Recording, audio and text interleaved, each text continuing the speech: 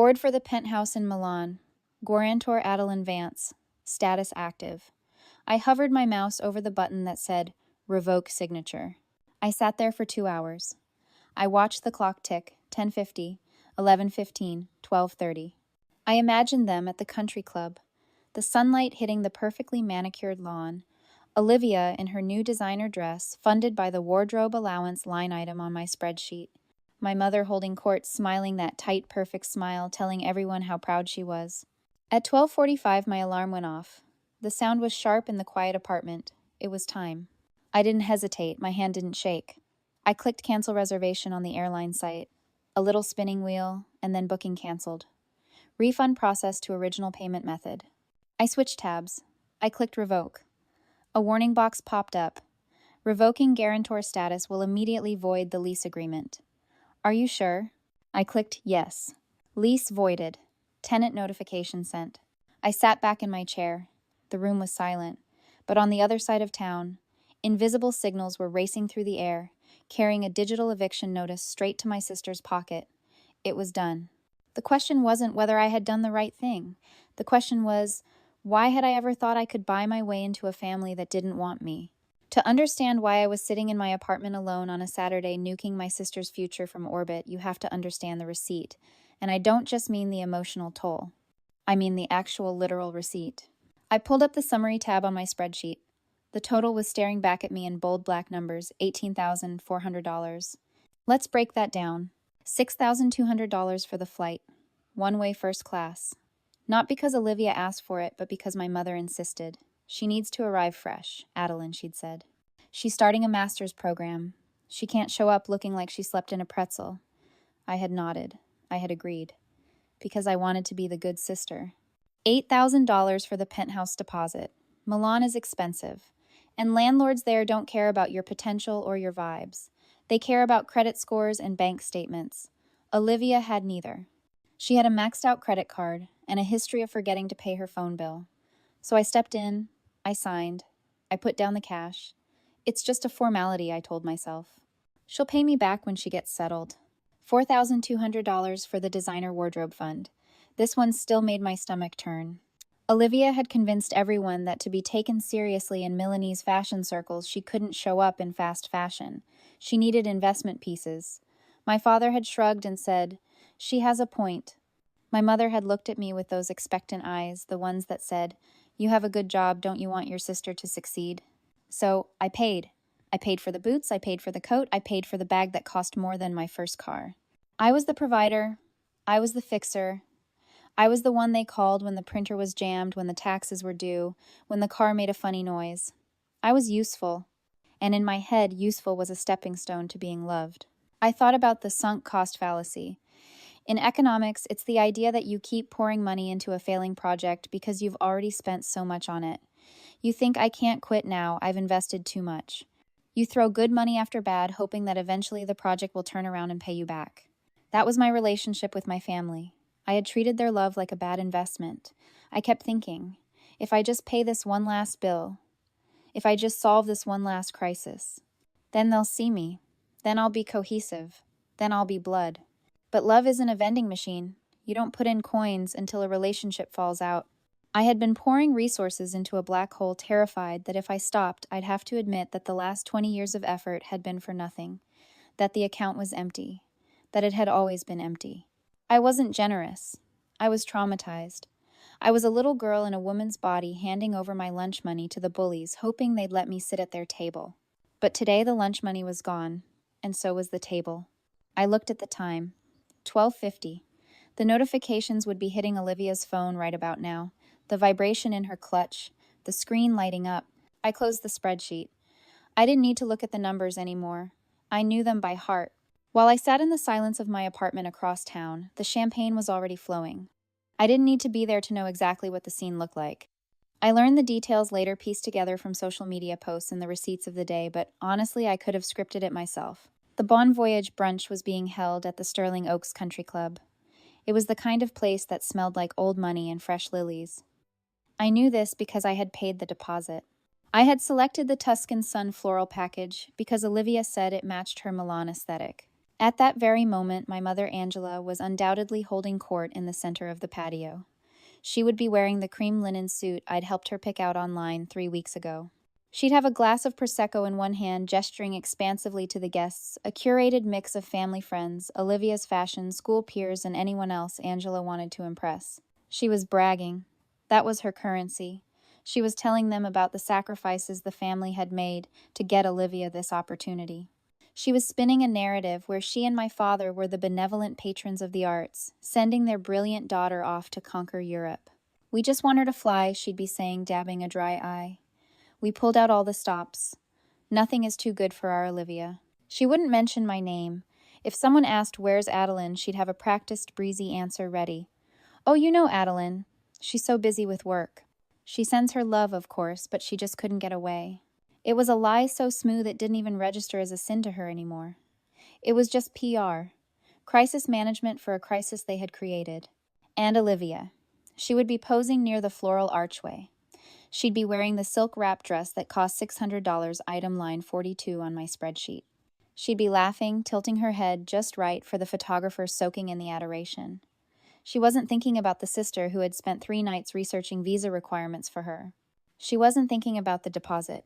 She was thinking about her cohesive photos. They weren't mourning my absence. They weren't feeling a pang of guilt that the person who funded the party wasn't allowed to eat the cake. They were relieved. Without me there, the image was perfect. No awkward adoptee to explain. No one to remind them that their lifestyle was subsidized.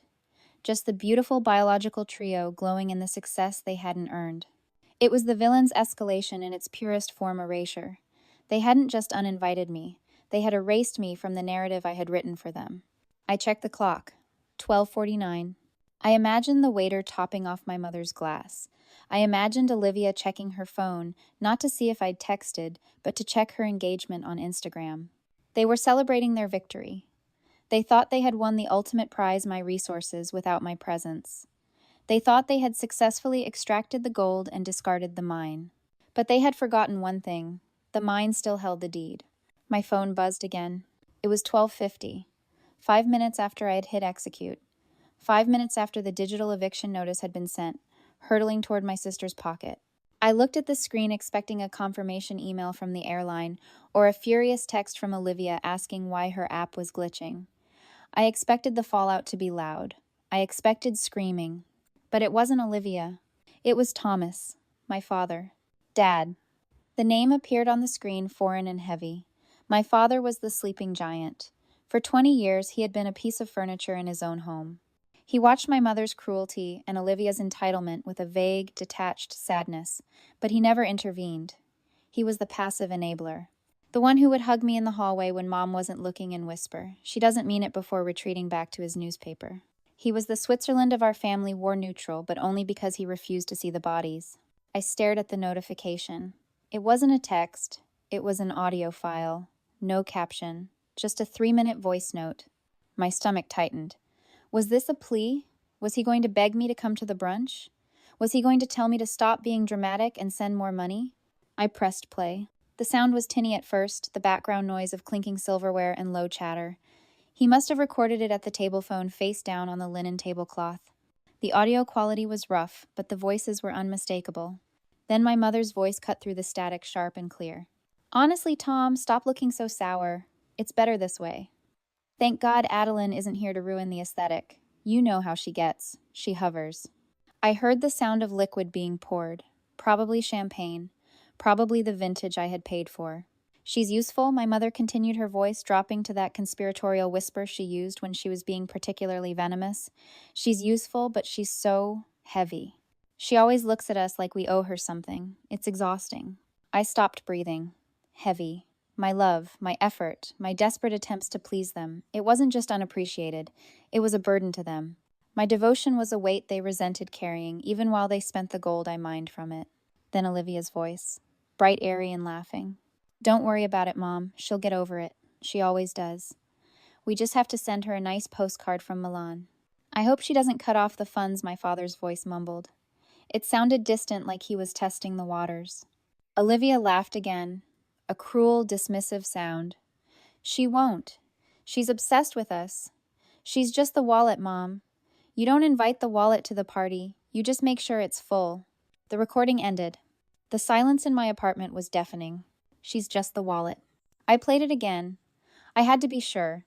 I had to be absolutely certain that I wasn't hallucinating the cruelty. I listened to my mother call me heavy. I listened to my sister, the girl I had carried on my back for years, reduce my entire existence to a leather accessory she kept in her purse. I didn't feel sad anymore. The sadness evaporated, burned away by a white-hot flash of clarity. This wasn't a misunderstanding. This wasn't a communication style difference. This was exploitation, pure and simple. I looked at the phone. A new text bubble appeared from my father. Just 5 words. Do what you have to do. I stared at the message. The sleeping giant had woken up. He had sat there listening to them, dissect me, listening to them, laugh about using me, and something in him had finally snapped. This was the enabler's awakening. It is a rare and violent phenomenon in toxic family systems. The quiet parent, the one who keeps the peace at all costs, finally reaches a threshold where the cost of peace becomes too high. For years, Thomas had been the covert observer, the one who sees everything but says nothing, convincing himself that his silence is neutrality. But silence isn't neutrality, it's complicity. Today he had looked at his wife and his golden child, and for the first time he hadn't seen his family. He had seen monsters. He realized that by staying silent, he wasn't protecting the peace. He was handing them the ammunition. He knew what I was capable of. He knew I handled the logistics. And he was giving me the codes to the nuclear football. He wasn't just warning me, he was defecting. I picked up my phone and typed 2 words back. It's done. I stood up. I walked to the window and looked out at the city. Somewhere in the distance, a server was walking toward their table with a bottle of champagne.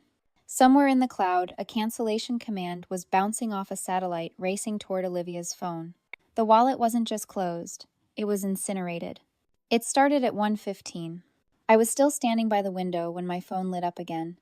This time it wasn't a text from my dad. It was a notification that my airline app had successfully processed a refund. A moment later, an automated email from the Milan Property Group confirmed that the lease was void. Across town at the Sterling Oaks Country Club, the digital bombs were making landfall. I didn't need a live feed to know what was happening. I knew Olivia's settings. She had push notifications on for everything. I imagined the phone buzzing in her clutch, just as the waiter finished pouring the toast.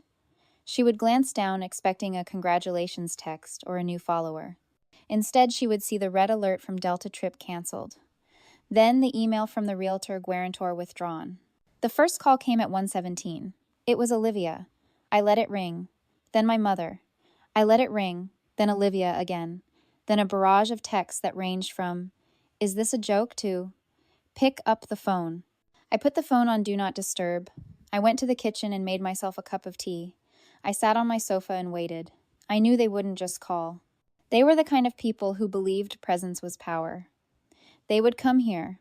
They would try to force me to fix the glitch. It took them exactly 45 minutes to leave the party, get in the car, and speed across the city. At 2 o'clock, the pounding started. It wasn't a polite knock. It was a frantic, entitlement-fueled assault on my front door. I could hear my mother's voice shrill and muffled through the wood. "Adeline, open this door. I know you're in there." I took a sip of tea. I set the mug down on a coaster. I checked my reflection in the hallway mirror. I looked calm. I looked like someone who hadn't spent the morning crying but planning. I walked to the door and unlocked it. I pulled it open. They were a sight. My mother was still in her cream linen suit, but her face was blotchy and red. Olivia was behind her mascara running down her cheeks, looking like a pageant queen who'd just been told the crown was plastic. "What did you do?" Angela screamed the moment she saw me. She pushed past me into the foyer, bringing the smell of expensive perfume and panic with her. "What did you do, Adeline?" "The airline said the ticket was canceled by the purchaser. The landlord says the lease is void." Olivia was shaking. "Fix it," she sobbed, pointing a manicured finger at me. "Put the card back on file right now." The landlord said, "If we don't secure it by close of business, the unit goes to the next person on the list. You have to call them." Now, they weren't asking. They weren't apologizing for excluding me. They were demanding. They were treating this like a service outage, and I was the IT department they needed to scream at until the internet came back on. "You ruined everything," my mother shouted, her voice echoing off the walls. "Do you have any idea how embarrassing this is? We had to leave our own party. You are going to fix this, Adeline. You are going to call them, apologize for the mistake, and pay whatever fee they want." I stood there leaning against the doorframe. I didn't yell back. I didn't try to explain my hurt. I just reached into my pocket and pulled out my phone. "I'm not fixing anything," I said. My voice was quiet, but it cut through their hysteria like a blade. "What?" Olivia gasped. "You can't do this. You promised." "I promised to help family," I said, "but I was informed today that I'm not family." "Oh, stop being so dramatic," Angela snapped, waving her hand dismissively. "Because of the photos, are you seriously doing this because of a photo?" I didn't answer. I just unlocked my screen. I pulled up the audio file Thomas had sent me. I turned the volume all the way up. "Listen," I said. I pressed play. The tiny speaker filled the hallway with the sounds of the country club, the clinking silverware, the background chatter, and then my mother's voice crystal clear and cruel. "She's useful, but she's so heavy. She always looks at us like we owe her something. It's exhausting." Angela froze. Her face went from red to a ghostly white. Her mouth opened, but no sound came out. Then Olivia's voice chirped from the phone. "She won't. She's obsessed with us. She's just the wallet, Mom. You don't invite the wallet to the party. You just make sure it's full." The recording ended. The silence in the hallway was absolute. It was heavier than anything I had ever felt. Olivia looked at me, her eyes wide with horror, not because she was sorry, but because she had been caught. The mask had slipped, and she knew she couldn't put it back on. My mother looked like she had been slapped. She looked at the phone, then at me, searching for an excuse, a spin, a way to gaslight her way out of her own recorded voice. "Adeline," she started, her voice trembling. We were just venting. You know, we didn't mean—" "I know exactly what you meant," I interrupted. "You meant that I am a resource, not a person. You meant that my money is welcome, but I am not." I looked at Olivia. She was still crying, but the entitlement was draining out of her, replaced by the terrifying realization that her safety net had just set itself on fire. "The wallet is closed," I said, permanently. "But I can't go without you," Olivia whispered. "I can't afford it." "I know," I said. "Figure it out." I stepped back. I took the door handle. "Adeline, please," my mother begged, stepping forward, reaching for me. "We can talk about this. Don't do this to your sister." "You did this," I said. "I just signed the receipt." I slammed the door. I threw the deadbolt. I stood there for a second, listening. I heard my mother sobbing on the other side. I heard Olivia screaming at her. I walked back to the living room. My tea was still warm. The fallout wasn't loud. It was a slow, crumbling slide into reality. Olivia didn't go to Milan. The landlord, spooked by the sudden revocation of the guarantor, refused to reinstate the lease, even when my mother offered to put it on her maxed-out credit card. The unit went to the next person on the wait list, a nice architecture student from Berlin, I heard later. The first-class seat I had released was snatched up by an algorithm within minutes. By the time Olivia stopped screaming on my front porch, her dream was already being parted out to strangers. The social embarrassment was absolute. The Bon Voyage brunch became the staycation brunch, people whispered. The narrative shifted. My mother tried to spin it, of course. She told people there were visa complications or scheduling conflicts, but Charleston is a small town. The voice note circulated. People knew. They knew that the golden child had been grounded because the pilot finally walked off the job. Thomas, my dad, didn't just send a text and disappear back into the furniture. 2 days later, he showed up at my office with a box of donuts and a folder of paperwork. He had moved into the guest room. He was separating his finances from Angela. He looked tired, but he also looked awake for the first time in 20 years. He didn't ask for forgiveness. He just asked if I wanted to grab lunch. We went to a taco truck. We sat on a park bench. We didn't talk about Milan. We talked about my job. He asked me how my code worked. It was the first conversation we'd ever had where I wasn't being asked to fix something. But the real resolution didn't happen in a lawyer's office or a country club. It happened on my balcony 3 weeks later. I was sitting there with a glass of wine, watching the sun dip below the skyline. It was quiet. For the first time in my life, the silence didn't feel like exclusion. It felt like peace. I closed my eyes and pictured a book, a heavy, leather-bound ledger I had been carrying around in my head since I was 4 years old. For decades, I had been the diligent accountant of my own abuse. I tracked every entry. Debit 1, perfect grade report. Credit, maybe they'll love me. Debit, fixing mom's printer. Credit, maybe I belong. Debit, $18,000 for Milan. Credit, surely this is enough. I had spent my life waiting for the accounts to balance. I thought if I just poured enough into the debit column, eventually the universe or my mother would have to make a deposit in the credit column. I thought love was a transaction, and I was just waiting for my return on investment. But sitting there in the cool evening air, I realized the truth. The ledger was a lie. There was no bank. There was no vault where my kindness was being stored up for a rainy day. They weren't saving my love. They were consuming it. They were burning it for warmth and laughing at the smoke. I took a sip of wine. In my mind, I picked up a red stamp. I looked at the pages and pages of unrequited effort. The years of showing up, the money, the time, the tears. I didn't try to collect. I didn't try to send an invoice. I just stamped it bad debt. I wrote it all off. Every cent. Every second. I accepted that the return was zero. And then I mentally tossed the book over the railing and watched it fall into the city below. The relief was physical. It started in my chest and washed down to my fingertips. I wasn't losing a family. I was liquidating a failing asset. I was freeing up my resources, my heart, my money, my time, for people who wouldn't require a down payment to care about me. I wasn't lonely. I was solvent. I looked at my phone. No new texts, no demands, just a clear screen and a full battery. I took another sip of wine. It tasted like freedom. If you've ever felt like you were paying a tax just to exist in your own family, share this story. You are not an ATM and you are not an option. See you in the next one.